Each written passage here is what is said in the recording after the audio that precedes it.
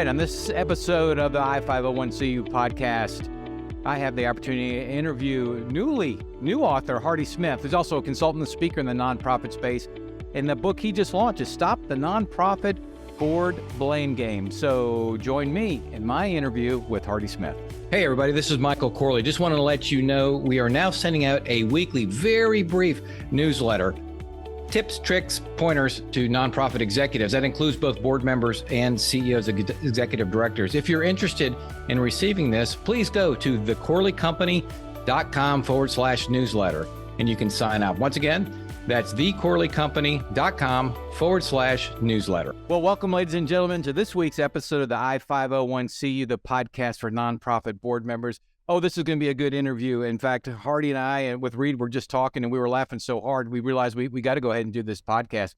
Hardy Smith is joining me today. He's a consultant and a speaker who works with leaders who want to stop the frustration with their volunteer boards. Oh, good Lord, that's going to open up a can of worms. Hardy, if you would, please introduce yourself and tell the audience a little bit about you, how you came about to writing this book and what you do. Michael, thank you so very much for an opportunity to be on your podcast. I've been been following you for a while and see you do great work with boards. And so I've been looking forward to this opportunity for some time now and glad we could get on the schedule.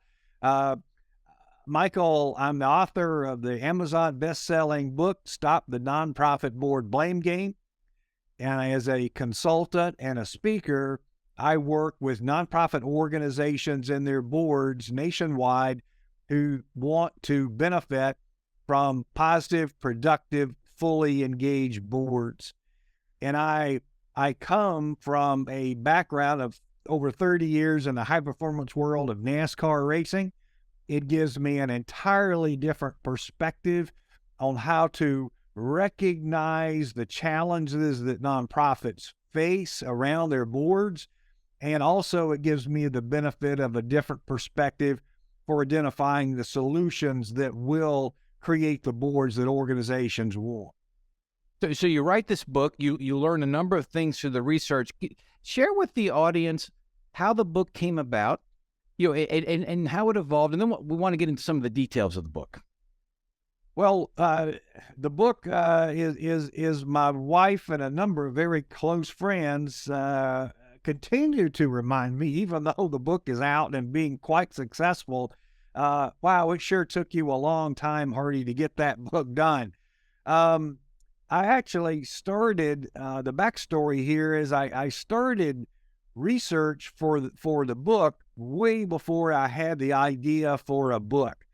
I based on the feedback that I saw in the nonprofit world about the continuous frustration that nonprofit professionals voice around board member performance, around board member engagement.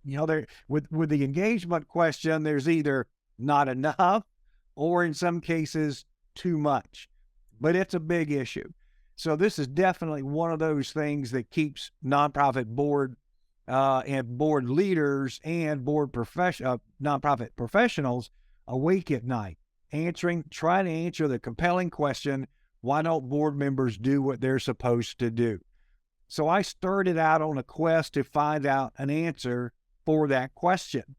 And then what I did was, in the results I got from the research I did in collecting, and this is important to share, Michael, the book is based on the board member perspective. And I feel like this is something that's different because I ask the board members, well, your nonprofit professionals are not happy with you. Why aren't you doing what you're supposed to do? And they told me. And so a nationwide group of participants provided me with just so many golden nuggets that eventually evolved into a book project. And the book project itself, I didn't start out with this in mind, but produced a startling reveal. And the reveal is, which directly led to the name of the book. The reveal, Michael, is that there's a finger of blame being pointed by the staff professionals to board members around performance engagement, but based on the feedback I got from board members, they're pointing a finger of blame to staff professionals because of poor board experiences, poor communication, poor recruiting practices, failed relationships and mistakes with board member relationships. So what's the big reveal? It's a blame game. And there are two fingers of blame pointing at each other. And it is a blame game. So that's where the book title comes from, Stop the Nonprofit Board Blame Game. Love that title. Love that title. Yeah. Quick question. Yeah. In this game, I ask audiences during every presentation, who wins in this game? No winners. So you do this research. You're working with these individuals, if you will, around the country. So tell us, why don't board members meet expectations? What did you learn? Well, number one, in some of this, let me just put this out there. I'm not a high-level, high eyebrow type, academic type thinker. My success, and maybe it's because of the NASCAR background, is, look, just put it out there, plain and simple. What are the basics? What's the 101? What's the foundational concepts and theories that you need to anchor to, and do those things right? All right. So if the advice, and I get some criticism that comes back on evaluations. Wow, this was just so simple. I was looking for more. I'm just going to say, if you think that way, if you think my advice is simple, let me challenge you back right now. If you were doing it right, if you were getting the results that you were wanting to get, then okay, more power to you. Keep doing it. But I'm going to suggest, as a whole, I mean, there are certainly great nonprofit organizations with fantastic boards. Absolutely. You and I know plenty of those. But out of the almost 2 million nonprofit organizations in this country, the frustration around board engagement is a top issue. So I'm saying, look, you've got best practices that you're following that may not be best. I've got a great friend, a speaker, and a colleague of mine, Steven Shapiro, who wrote this great book, Our Best Practices Stupid.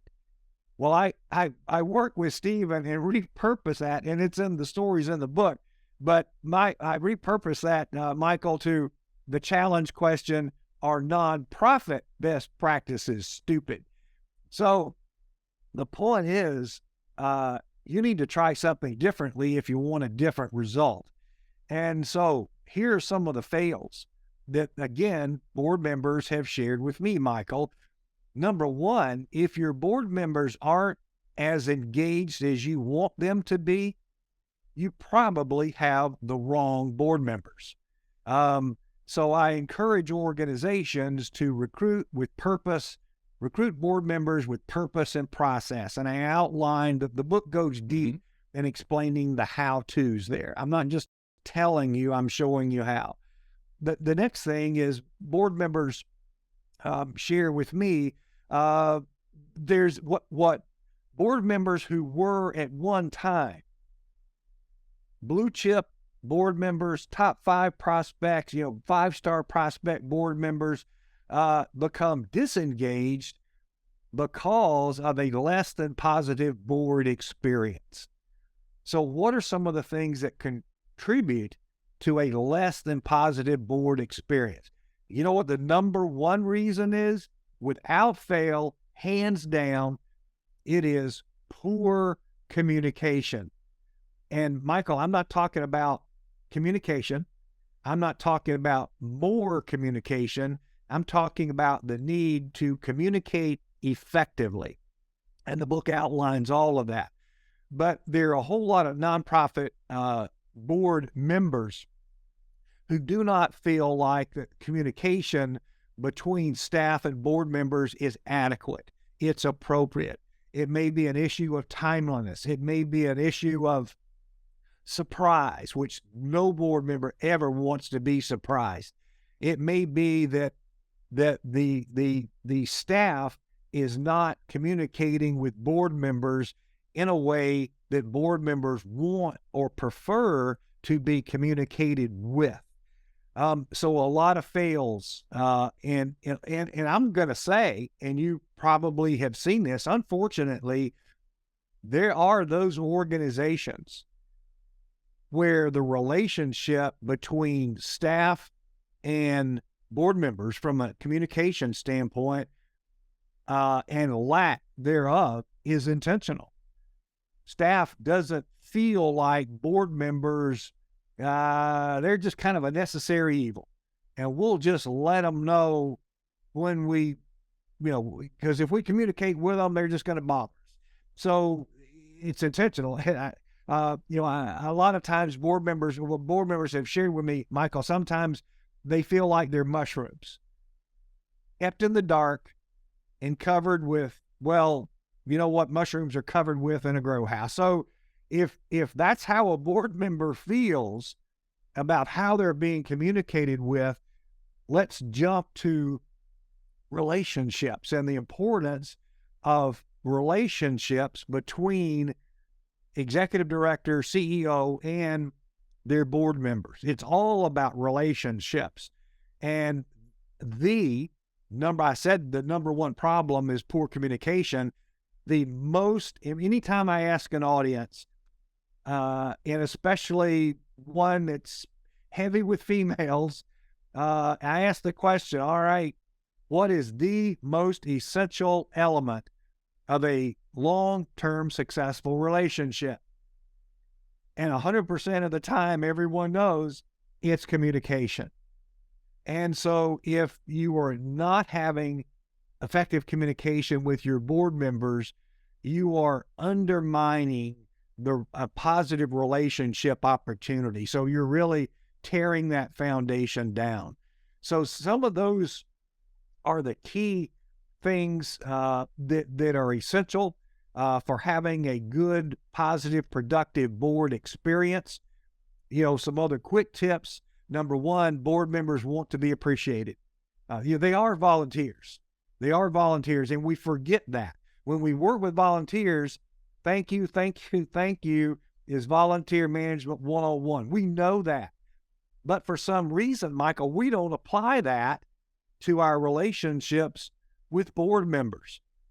Board members want to know they're having an impact. They want to know they're making a difference. They didn't sign up to just come to a board meeting where there's no discussion, there's no opportunity for questions, there's no debate. It's just a start at the top of the hour and I'm just going to say, come hell or high water, it's going to end at the top of the hour. Had a bunch of reports and that's it. So in that regard, you've got to make meetings matter.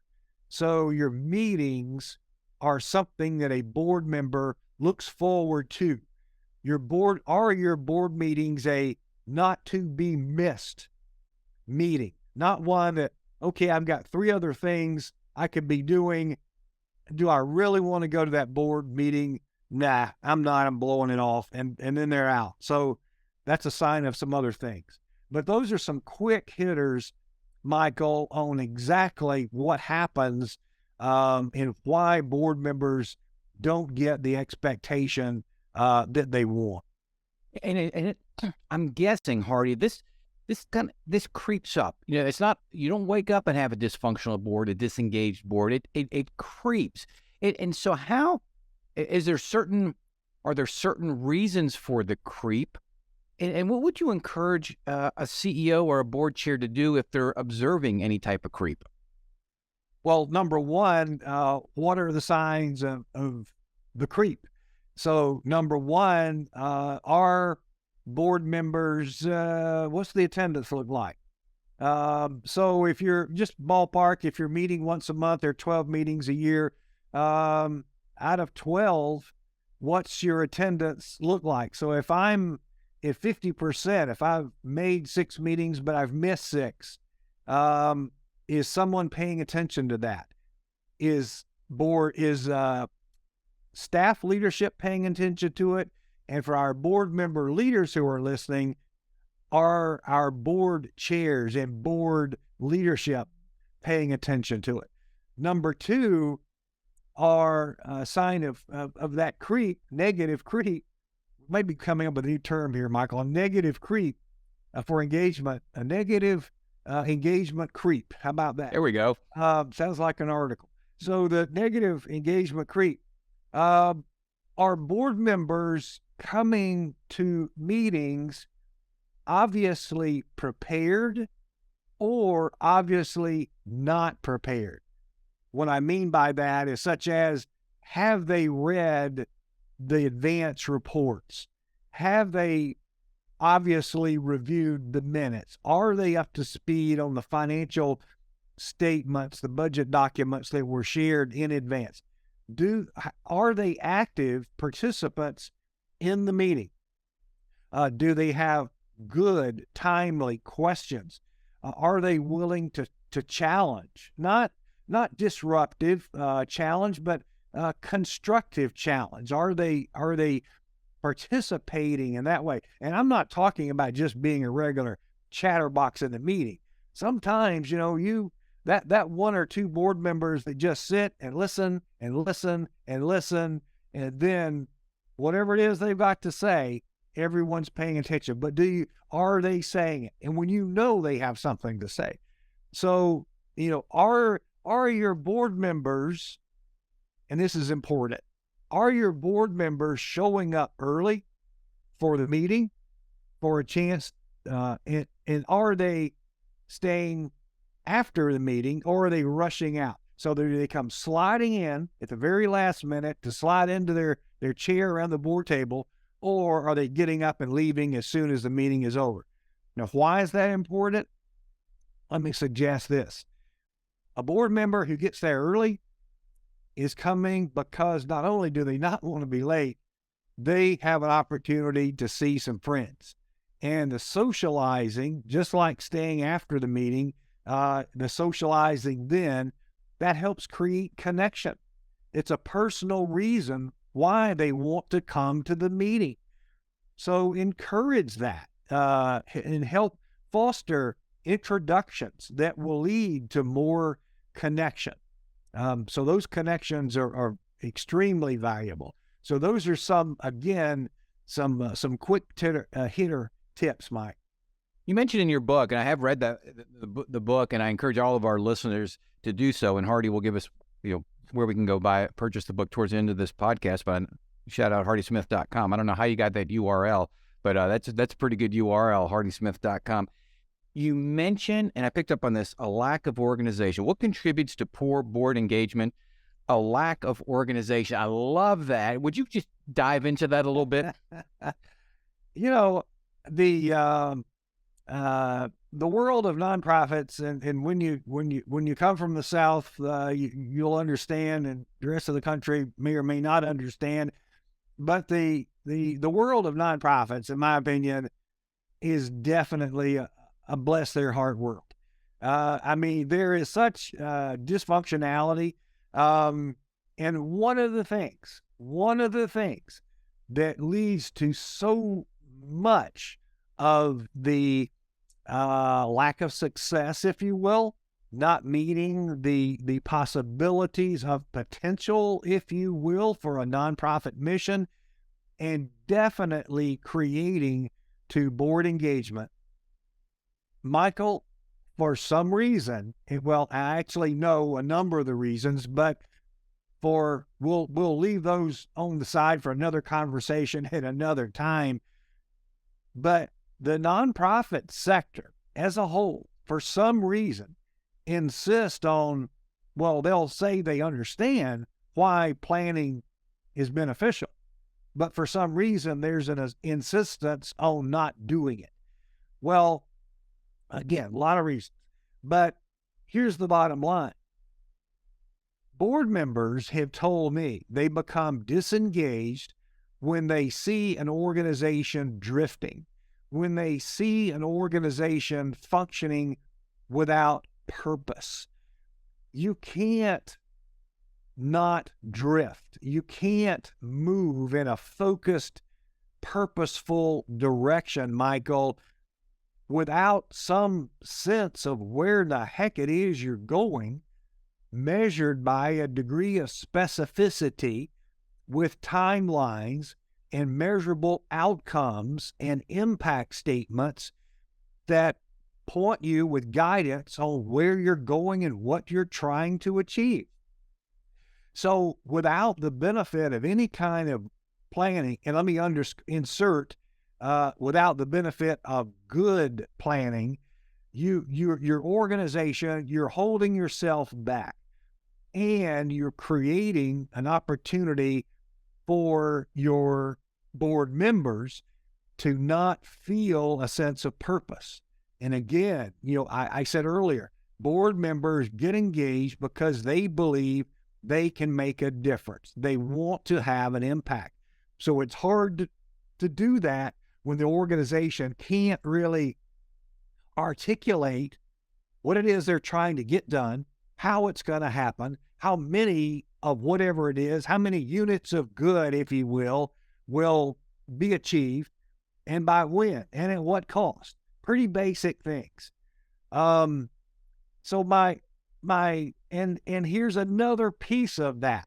Part B is, for the organizations who just don't want to get involved in planning, again, for a whole lot of reasons, they try to compensate with a little bit of a workaround that I'm just going to say doesn't work. And that is, look, I don't want to have to fool with these board people. I don't want to listen to their opinions. They're just going to give me feedback. I'm talking about a staff professional. I know what we need to do. So I'm going to write the plan, the strategic plan. I'm going to present it at the board meeting and say, look, here's our strategic plan for the next 3 years, or action plan for 2023, 2024, or the next year. And here it is. Any questions, any objections, all those in favor say aye, and they all vote. It's just another report. And you know what? Invariably, Michael, about 100% of the time, the plan sits on a shelf. No action is ever taken. And the staff professional is so frustrated. Well, you know what? The board passed the plan, and in that plan, we had, here's a board task, here's board task number 3, 4, 5, and 6. And you know what? And it might include fundraising, by the way, and ain't none of it happening. Well, why is that? Here's the answer. It's not their plan. It's not their plan. They didn't commit to anything. All they did was approve your plan report.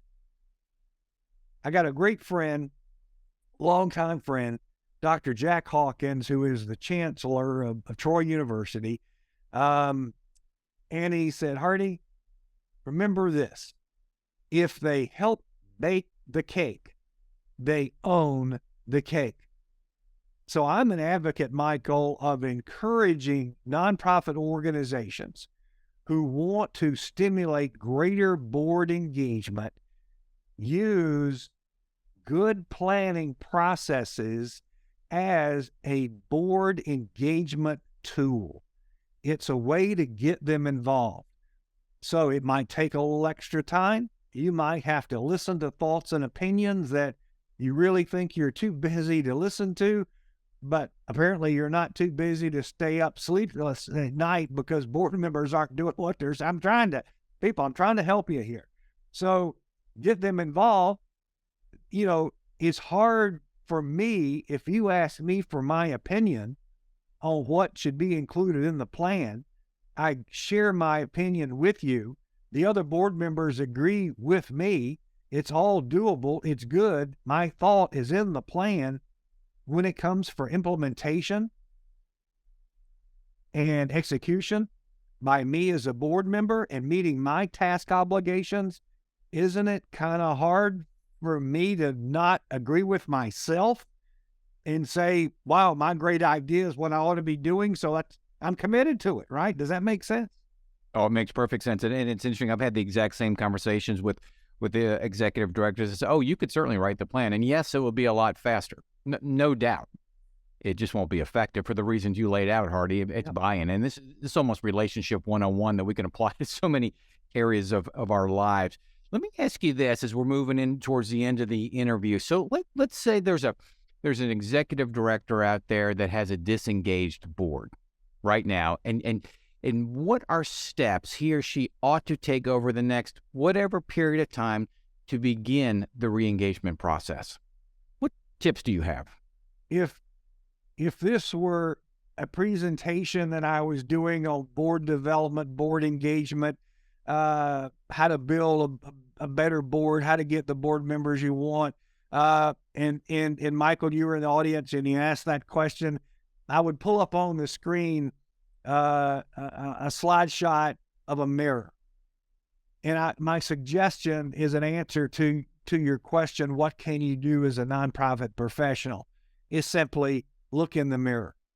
And a lot of times when I'm working with organizations who are dealing with these challenges, I say, hey, we could have rewritten the title to be board therapy for board relationship therapy for nonprofit professionals, right? Well, for anyone who's ever gone through relationship therapy, quite rarely is it ever just one party in the relationship. I'm not saying blame or fault. Could be equal. It could be weighed, heavier on one side than the other. But there's always a way that I would encourage you to look into the mirror and just examine. Just simply, not looking for self-blame or anything like that. Just really simple. I like the Steve Jobs question. How can we improve? And make it personal. Rephrase that. How can I improve in my relationships with my board members? So do a simple self-assessment. Just, it's just you. It's just you. There's no judgment there. You're having a self-conversation, maybe with a notepad and a pen, and you're writing down these things, and kind of, have a list of your board members and do it collectively. How can I improve my relationships with my board members collectively? How can I improve my relationships? And then go down the list with each individual board member and just start there. And then part 2 is, after some self-reflection, go to your board members collectively and individually, Michael, and share with them. You would like to be better at relationships with the board. You would like to be better with your individual relationships. So ask the board to support you in that effort. And then individually, the same thing. So Michael is the executive director. You're on our board. You're an important part of our board. I would like to do better in our relationship. Michael, how can I do better? What can I do better to support what you would like to do on this board? And it's all personal relationships. And again, it gets back to the communication. So if you can have good, positive communication, and by the way, Michael, what's the most important part of good, effective communication? Listening. So when you ask your board collectively, when you have these individual conversations, make sure you are listening to them. Listen to them. Because quite often board members share with me they do not feel listened to. They have thoughts, they have opinions, they have skills, they have experience, and they don't feel like that's being taken advantage of. Well, Hardy, you have emphasized and re-emphasized something that the older I get, the more I appreciate, and that's the importance of relationships. It's all, our world's all about relationships, but maybe even more importantly, you have to be intentional in taking the time. It does take time to build relationships. It's not a check off. It's a task that is an ongoing task, and encourage executive directors, take the time to do it. It will pay off in spades. So Hardy Smith, where can people find your book? Where can I find more information about you as we wind down this podcast? Well, Michael, thank you. And let me just piggyback, if I might, on what you just shared. That is so important. Yes, good, positive, productive, long-term relationships is an investment. It is an investment in time.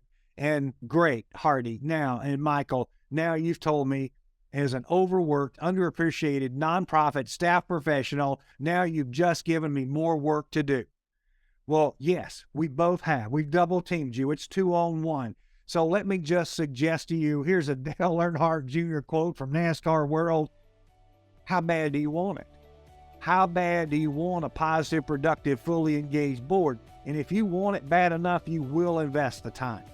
You will invest the time. You can find the book on Amazon, Stop the Nonprofit Board Blame Game. It's available there. Matter of fact, I think they're probably running a discounted price right now, so grab it. It's on the Kindle also. HardySmith.com is my website where you can connect with me, learn more about me. Also, you can buy the book there as well. But Amazon is right there. Hardy, thank you so much. Ladies and gentlemen, Hardy Smith, speaker, consultant, and author now with the book that he just referenced. It can be found on his website. Thank you for taking the time to speak with us today, Hardy, and we look forward to maybe talking again in the future.